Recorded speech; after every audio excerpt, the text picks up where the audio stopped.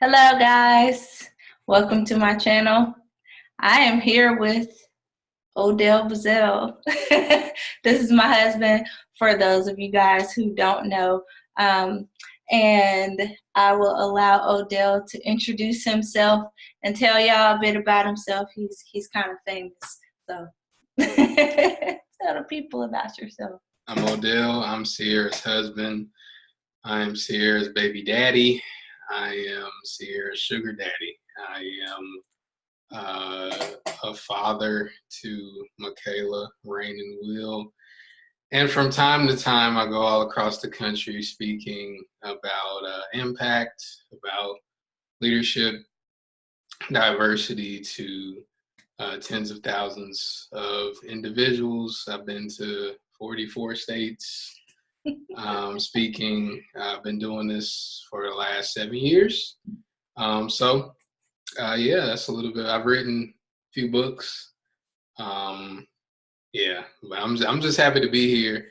I hope that you all will share everything that Sierra is doing. She's doing amazing work, and as you're checking her out on YouTube or checking her out on the podcast that she is going to start. You can also check out the Odell Bazell Show, my podcast.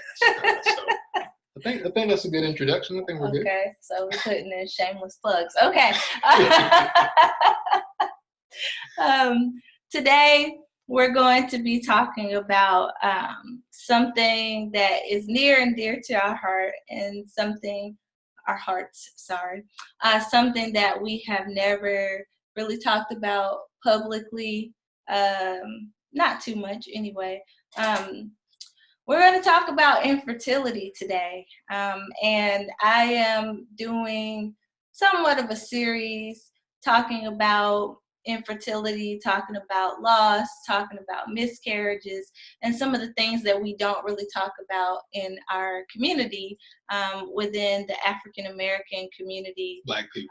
Black people don't talk about this stuff. We don't tend to talk about these things. When you see the support groups that are available, when you see people that actually have websites and blogs that are talking about these things, it's usually people from other cultures. Whites, primarily the whites. Okay, we really don't talk about these things. So we want to put this out here so that people won't be feeling like they're alone.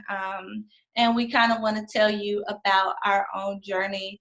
But today I want to have my husband do some talking, because most times men don't talk about these things. And I've had some people that are dealing with this particular situation that I've interviewed have their husbands on there, and they said that, while they had support, they feel like things were different for men. So we kind of want to talk about that today. For those of you who don't know, we had our first daughter back in 2009. She was born via C-section. We got pregnant very quickly. We weren't trying to get pregnant at the time. We were not trying to get pregnant at the time. And it happened quickly. It happened easily.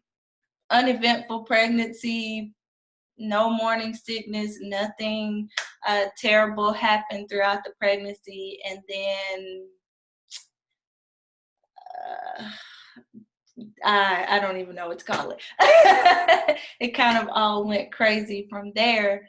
I don't really remember as much about the birth as my husband does, just because I was drugged up for the birth. Yeah.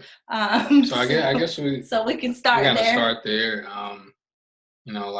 Like you were saying, we got married. We did the stuff that you're supposed to do, right? You get married or you fall in love.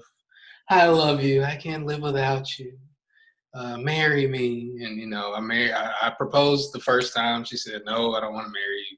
And then the second time, true. That is absolutely true. That's absolutely true. That's absolutely true. But we're not here to talk about that. We're here to talk about the other stuff. But absolutely it's true. Asked her the first time. She was like, nah, you're not serious. You don't want to marry me. Then I asked her again, and she married me. So we did all the right stuff, got married, moved in together after she graduated. You know, Michaela was like, oh, I'm pregnant. And I'm like, yay. And uneventful up until, the birth. I mean, it went smooth up until the birth. You talked about the C-section, the emergency C-section. I think the thing that really started this whole process was when, I was looking at Michaela in the nursery, and the doctor kind of comes up and says, did y'all have any issues? Did y'all have any problems? I'm like, nah. What do you mean? It had the scar tissue built up, and she said, if y'all want to have kids again, you might want to speed up the process. And that was pretty much it. And I was just like, okay, sure. Took that information to Sierra when she wasn't loopy anymore, and at home with our very, very, very, very high needs child, Michaela. And so Sierra was like, I'm not trying to have no kid right away. Like, we need to chill. And so I was like, yeah, all right, it's cool, it's whatever. And then when she was ready, we started trying, and nothing happened. And it was just kind of like, secondary infertility. I never heard of that, never even knew that was a thing. And I think it was at that point where you start, for those listening or those watching, you kind of start the prayer machine, right? You're like, okay, God, we've done all this up to this point. We've done the right things. We pray. We give a lot of, tithe and offering. We write down our prayers. We study together. We pray together. We do all this stuff. So we're cool. Like, we're not going to seek that medical attention. Then you started having, your cyst, and you started having some issues. And then it was kind of like, still we were, maybe Michaela was 2 or 3 years old, and we're like, yeah, we'll keep trying. We'll keep believing God. We'll keep doing this. We'll keep doing that. And nothing happened. And so then we go to the first fertility specialist, and he kind of says, hey, without in vitro, not going to have any more kids. And I think that's kind of like the point where I want to pass it to you, to whereas we first, and I want to say again, Michaela was maybe 2 or 3. Mm-hmm. So, here we are, 26, 27 years old. I don't think were we that old? Yeah. Well, yeah, okay. if Michaela was 2, yeah. Like 26, 27 years old, and the doctor saying, oh, yeah, I had a baby before, fine, but now, not going to happen. So. Yeah. So I remember that day very well, because with this particular doctor, we were told we had no other options. We couldn't explore any type of surgery. We couldn't do anything else except go straight to in vitro.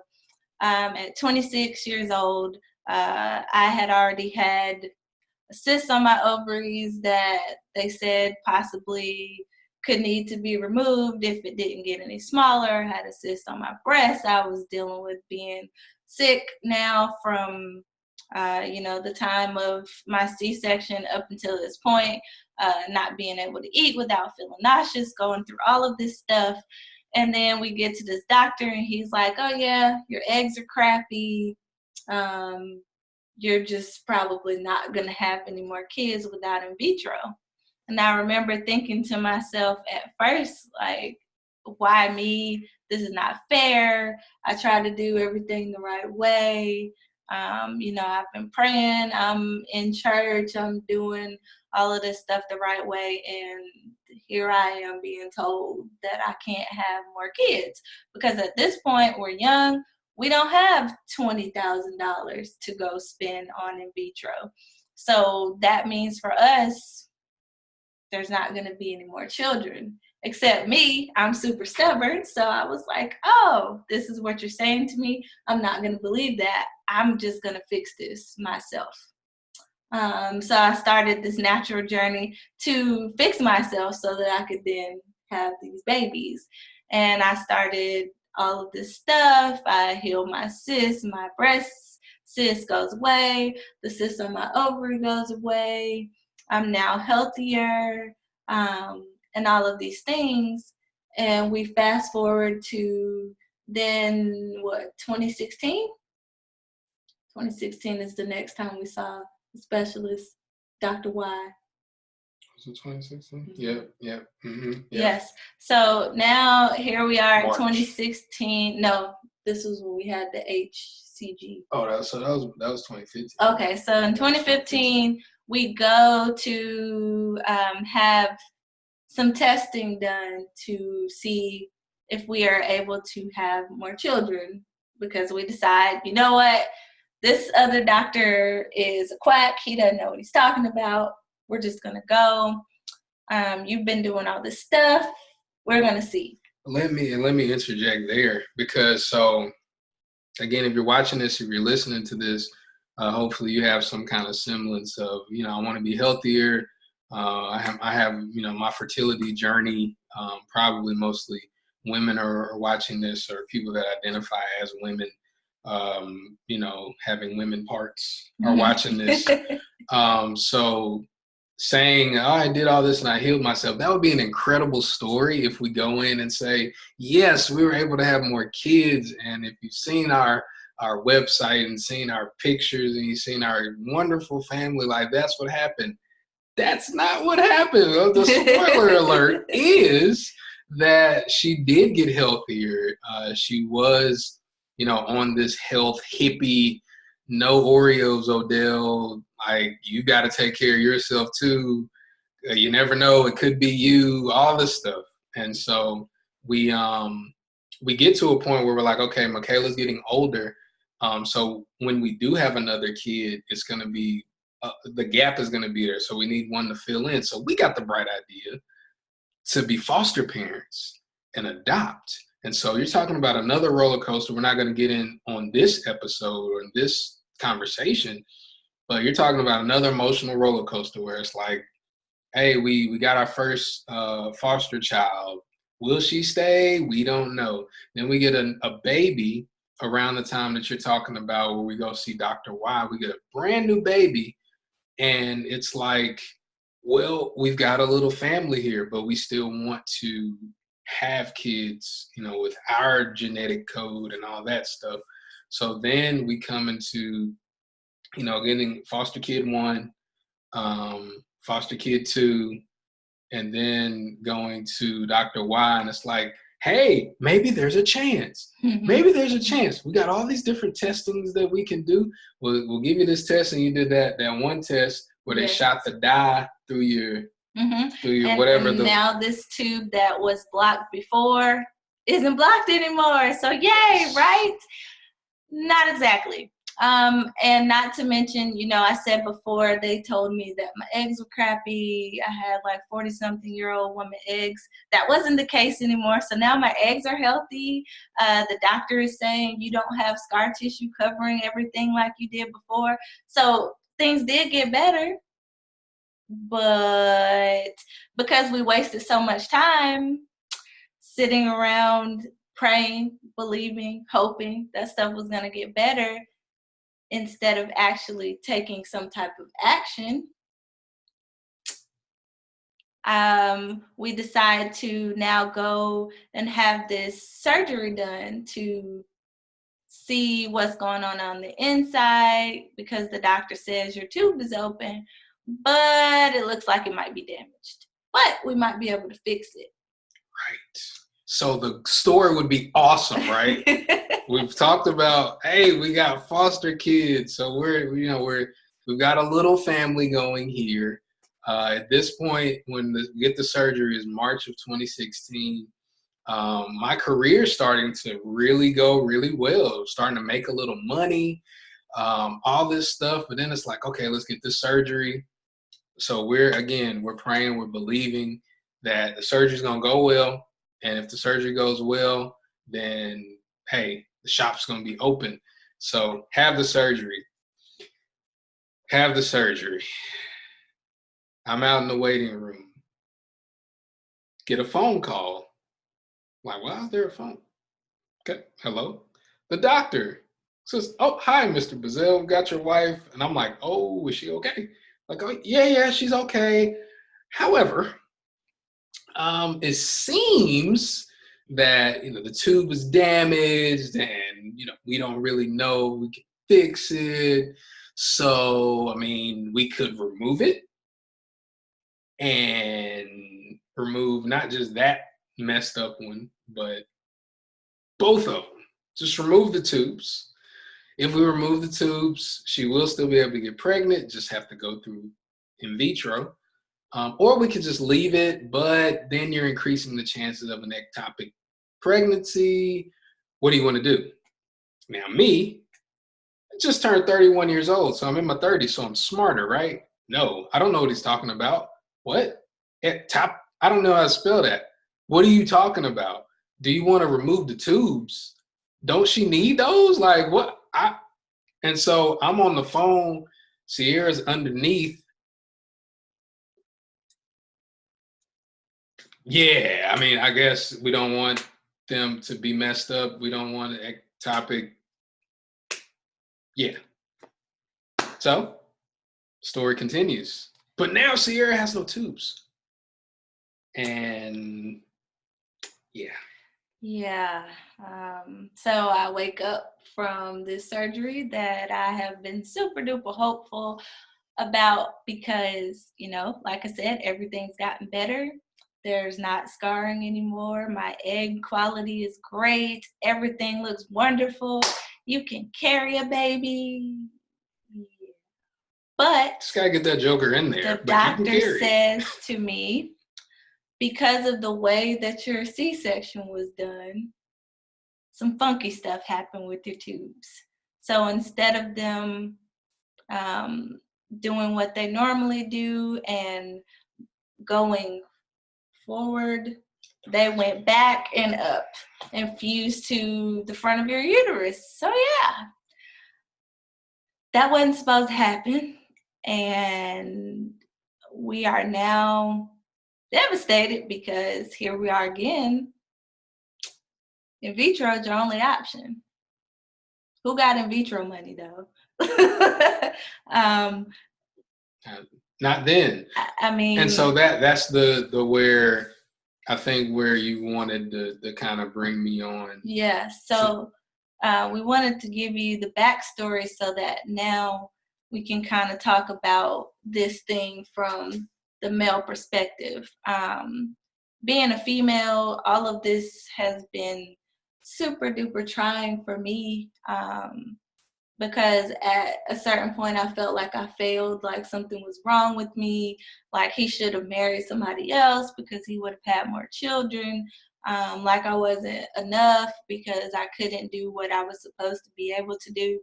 And being able to get pregnant very quickly the first time and not even trying, and then wanting to do it again and it doesn't work, and doing all this natural hippie stuff and your body starts to get better and all of the stuff that they tell you that is wrong with you is now not wrong anymore, but now you still can't have a baby.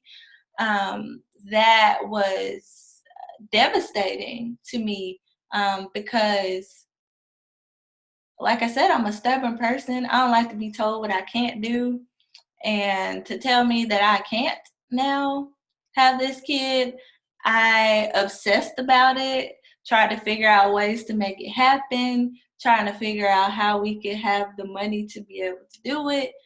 And it just was not, it just was not meant to be, I guess, because it seems like every time we tried, it was just not happening.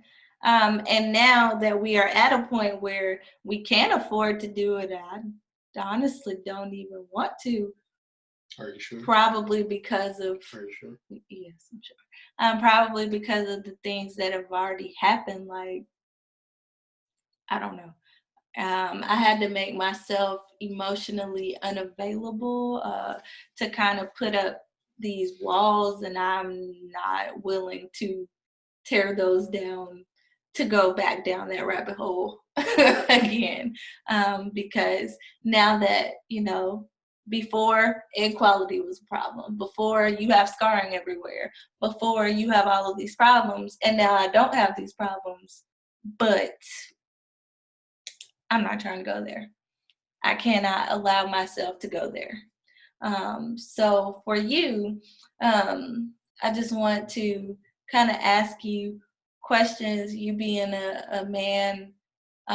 During this time, I had my best friend, shout out to Mary for always being there, to be able to talk to throughout this journey. I could have, sometimes my mom to talk to. For you, what kind of support system did you have throughout this journey? Well, I'll say this for the edification of those listening or watching. I didn't have anybody to really talk to because I think, and most of fertility conversations have to do with women unless there is a problem or there's a known problem with the man. And I think with our situation, although we never verified that there could have been a problem with me, odds are based on what we know, what was found, it wasn't, because there was a place that everything was working fine, and then it just wasn't. So, and I'm not like an unhealthy person, or I didn't start smoking or working at a nuclear power plant or anything. So things were probably good. So as far as the support system, I didn't have anybody. I didn't talk to anybody about it, partially because I think men, that's not something we talk about. I have, close circle, small circle of men, but we're not in our group chats talking about, hey guys, my wife can't get pregnant. There were those conversations where it's like, hey, we're going through something, pray for us. But nah, and I personally didn't ever feel like I needed support. I'm not saying that's right, but I was so focused on how can you be okay. So I think that's the one thing. I didn't seek it because I didn't feel like it was an issue that I had to deal with, because, like we've talked about, I reconciled in my mind when we went to the first fertility doctor and he said, IVF is the only way. I was like, okay, $15,000. Looked at my bank account and I said, okay, ain't got it. Don't got it. I can try to get it, but I probably won't have it anytime soon. So one kid, hey, that's what it is. And so in my mind, it was like, and I even told you, I said, well, I won't have a son naturally, but I can coach. I can be a football coach. I can be a basketball coach. I can mentor. I'll be cool. So I think it was something I didn't, like a lot of women, and like you, and this, I'm not saying this is wrong. I think a lot of women, they connect their womanhood to their ability to have children, partially because of the way we were raised and how we were brought up, and the pressure, the social pressure when you're having another one, or if you don't have one, when you're having a baby. It's like, there's a lot of other factors that go into that, but I didn't connect my manhood to fertility. It was like my manhood was more connected to how can I take care of you, and that's where I did connect it to. I'm like, man, I don't have $15,000, so I failed you. I told you that lots of times. I said I failed you. I messed up. I did that, and so for me, I think that was the most devastating thing, where it was like, man, I messed up. So that support system, again, not going to go to my buddies and say, hey guys, my wife wants to do something and I can't afford it. So I'm not man enough. So that's a challenge because nowadays, especially, you have a lot of people that are writing books about you are enough, you're good enough. But what happens when you get to the place and you're not like that, where you feel like you're not? Just like you felt like I'm not woman enough because I'm not having more of your babies. I felt, well, I'm not man enough because I'm not able to give you the resources necessary. So I just think it's a matter of walking through that and in life understanding that the plans that you have a lot of times they're not going to work. And for those listening, I was saying that we were praying and doing all that stuff, not to make fun of praying people, but to say there's sometimes you're gonna pray and that answer you want ain't the answer. Mm-hmm. It's like, and so then what do you do? And I think that's where we got to this place now of peace. I think we also have we adopted 2 children that are crazy. So that's always fun. Now, yeah. It's not just them. Michaela's crazy too. They're all crazy. They're all crazy. They are. But and crazy, I don't mean crazy in a manic type of way. All children run around and scream and do stuff that little kids do. So they keep us very busy. So even the thought of, oh, let's add another one, it's like, no, I think we're good. But I want to add this before you continue. My sense of family changed. Even though adoption, in my family, my dad, stepmom adopted, my grandma adopted, my aunt, uncle adopted, even though I saw that there, it didn't really click with me that I can have family and they not be blood related to me. So for those listening, I want you to have all the faith in the world, but I also want you to understand that sometimes the people you're assigned to, the children you're assigned to, are not going to come from you. Mm-hmm. There are a lot of kids that need help. They need a family, and it's like, hey, I need a family over here. Oh my gosh, we're struggling. Maybe that's God telling you, hey, there's some of my children that you can take in. Maybe.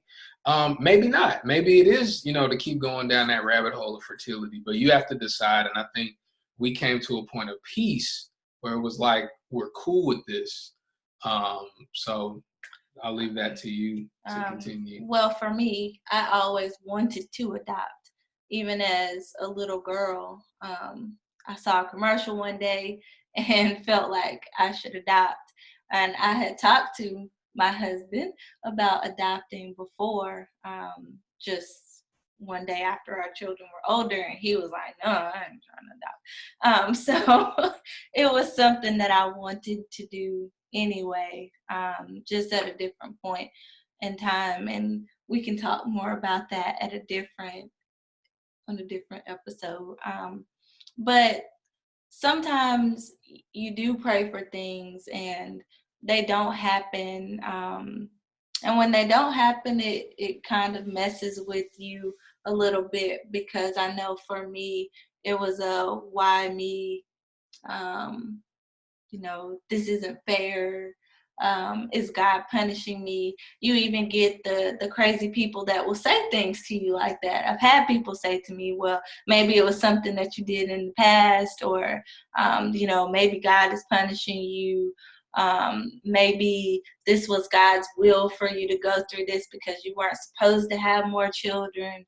All of these things, and those things can be insensitive. So be mindful of what you're saying to people as they're going through these things.